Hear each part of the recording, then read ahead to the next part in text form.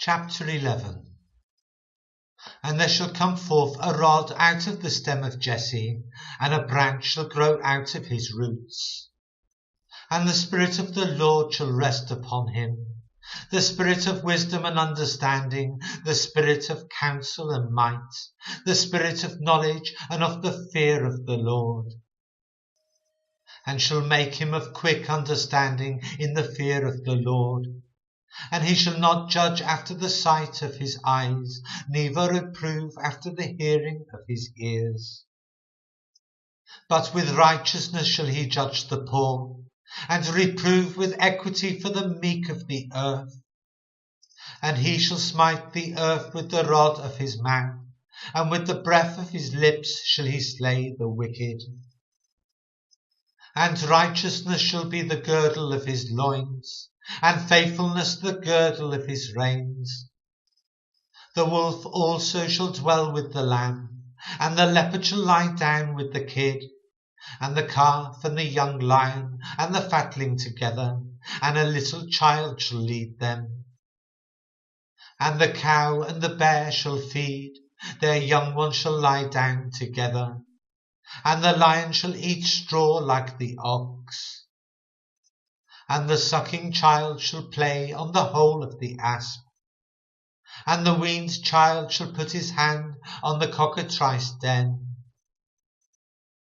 They shall not hurt nor destroy in all my holy mountain, for the earth shall be full of the knowledge of the Lord as the waters cover the sea. And in that day there shall be a root of Jesse, which shall stand for an ensign of the people. To it shall the Gentiles seek, and his rest shall be glorious. And it shall come to pass in that day that the Lord shall set his hand again the second time to recover the remnant of his people, which shall be left from Assyria, and from Egypt, and from Paphros, and from Cush, and from Elam, and from Shinar, and from Hamath, and from the islands of the sea. And he shall set up an ensign for the nations, and shall assemble the outcasts of Israel, and gather together the dispersed of Judah from the four corners of the earth. The envy also of Ephraim shall depart, and the adversaries of Judah shall be cut off. Ephraim shall not envy Judah, and Judah shall not vex Ephraim. But they shall fly upon the shoulders of the Philistines toward the west.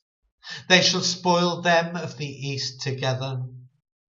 They shall lay their hand upon Edom and Moab, and the children of Ammon shall obey them.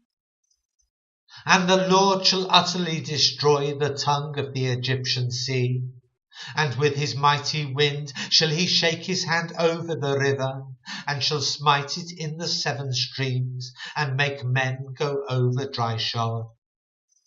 And there shall be an highway for the remnant of his people, which shall be left from Assyria, like as it was to Israel in the day that he came up out of the land of Egypt.